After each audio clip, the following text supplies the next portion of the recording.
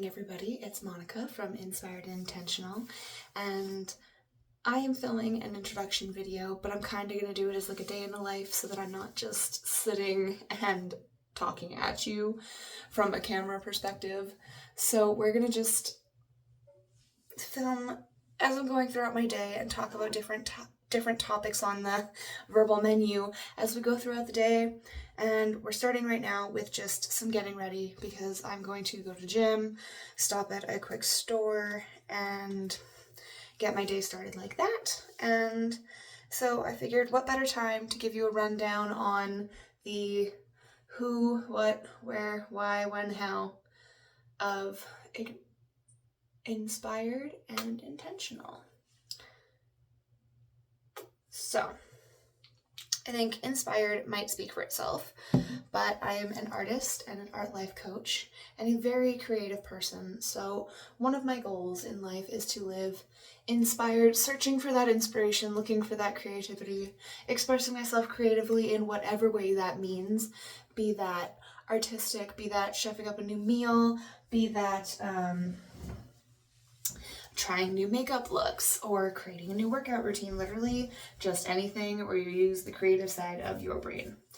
And intentional, I also think, speaks for itself a little bit, but if it doesn't, intentional in this reference point means choosing your activities, behaviors, goals, moods in line with your life's desires and what brings you joy and what makes your life feel vibrant and exciting. And for some people it's not quite easy, and for some people it's really easy. And I have a coaching framework that I am based off of Inspired and Intentional, which is using artistic creative expression and prompts with intentional reflection questions that provide aha moments and clarity that you wouldn't get otherwise, because you are using both your creative portion of your brain and your logic side of your brain. And in most people, you dominate by using one or the other. I figured blending both is the best way to truly get a comprehensive overview of yourself, your desires, your goals, your thoughts, your patterns, literally everything. And this channel is because I am a big practice what you preach person. A little pause break because my mama called me, and in the meantime I did my eyes. This is what we're working with. But anyway, this channel is because I am a big practice what I preach person. And in order to know that my framework works and that I'm onto something, which I know I'm onto something because I've been doing it subconsciously for a lot of years to myself anyway. But like I said, we're about intentionality and practicing what we preach here. And I figured the proof is in the pudding. And this channel is my journey going through and following my framework of intentionality and inspiration, and the experience of how building my dream life is going by using those techniques. And in the meantime, I will be developing a coaching course, a creative coaching course, maybe. I will also be working on my art and collaborations and doing a whole bunch of stuff. I've already been on 2 podcasts that have to air, and I have an article. But the point in that is this channel is going to be my journey and going through, and I'll talk about art, I'll talk about painting, I'll talk about the coaching framework, I'll talk about what I'm doing in my life, I'll talk about just a little bit of everything, how I'm choosing to be intentional, where I'm getting my motivation from, where the inspiration behind this art piece came from, blah, blah, blah, you know? So that's kind of a little bit of what you'll find. But anywho, about me and kind of why this is relevant. And I'm sorry in advance if this is a little hard to follow, so I hope you're enjoying this and can follow along. And if it is a little bit hard to follow, please let me know and I will work on it for my coming videos. So for the rest of doing my makeup, I'll kind of discuss a little bit about like the professional background and why I got here and the steps that I've taken to get here.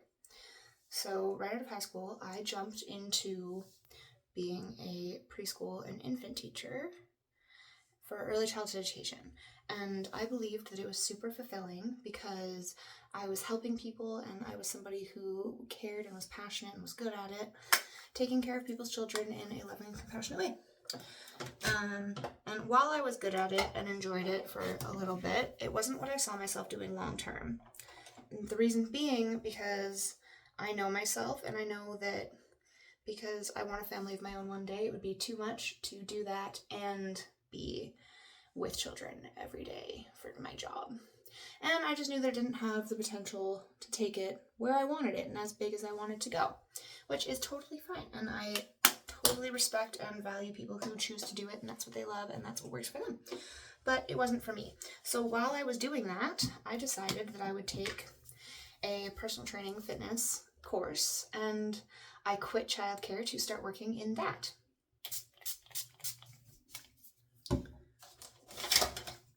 And meanwhile, I was also really working on my health and fitness, but that's a different part of the discussion that I will share more detail on a little bit later.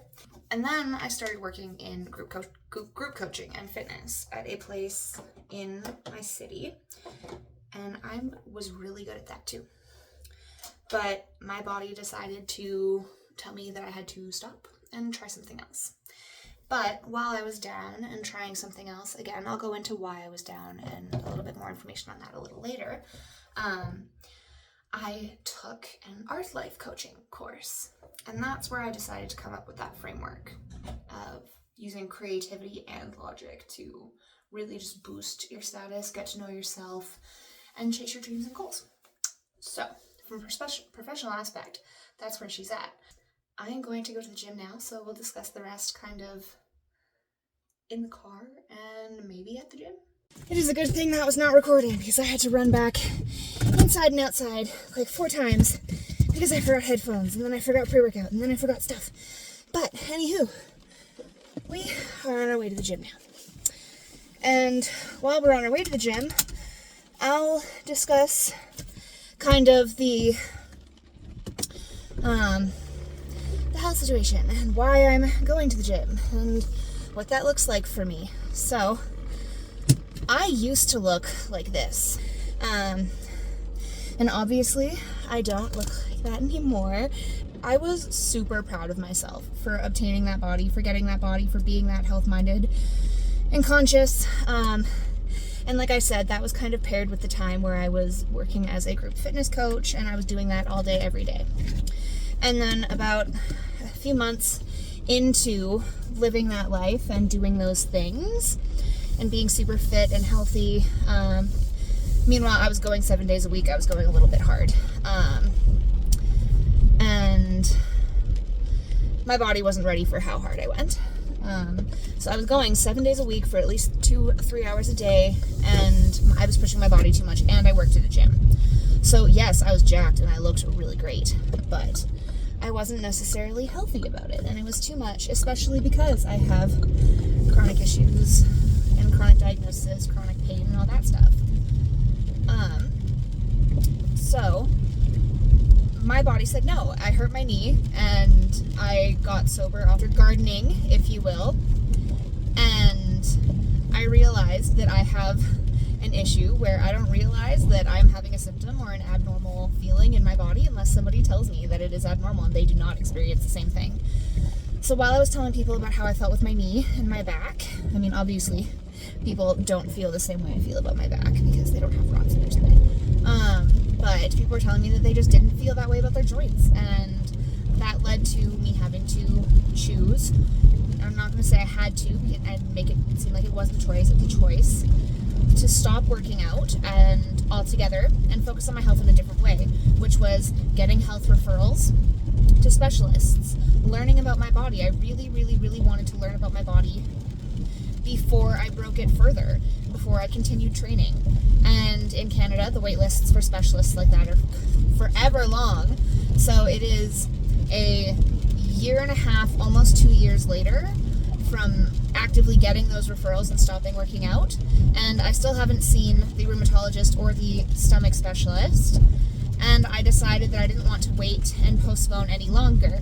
So one of the ways that I'm being intentional in my life is my fitness and getting back to health-minded priorities. And for me, fitness looks like two things. That looks like working out at the gym and getting my active fitness going again. But it also looks like cutting out gluten, because I am 90% sure that I am celiac. Again, waiting on the specialist to confirm. But I had the marker blood test, and it showed very likely positive levels of blood, of the thing in my blood, the marker in my blood. So there's that. And that is why I am doing the fitness part of the intentionality journey for myself. And like I said, it's going to be easy for me to pick back into because I was super into it, and I am a trained personal trainer, so I know what I'm doing, which is an extra bonus. And I'm not going to make gym content in like the educational format, I mean, unless it's requested, but I will talk about how I do it with chronic joint pain and 2 rods in my spine and all of that jazz and all of that fun stuff. But because this is a come along with me in a day in the life kind of introduction video, I'll show you what my gym day looks like today. I'm either doing push or pull, I haven't decided yet. Love me some upper body, but I will kind of show you my favorite exercises as I am going through them. Probably won't say so much, but on the way home I'll kind of talk a little bit more about the chronic pain situation and the art stuff. And one of the reasons why being intentional is so important to me is because my fiancé and I, between the two of us, we run a few businesses, more than 2, together. And so our time is super meaningful to work on our businesses. Our time together is super meaningful because it's our time together and away from the businesses. My time for art is super meaningful because it's intentional and it's for my personal brand. Like, everything we do has an intention. And I think that just follows suit, and I might include some business-minded content, and I might include some wedding planning content, because there's just a lot of both happening in my life right now. But like I said, I am at the gym now. I'm just going to start with stretching and warming up, which for me is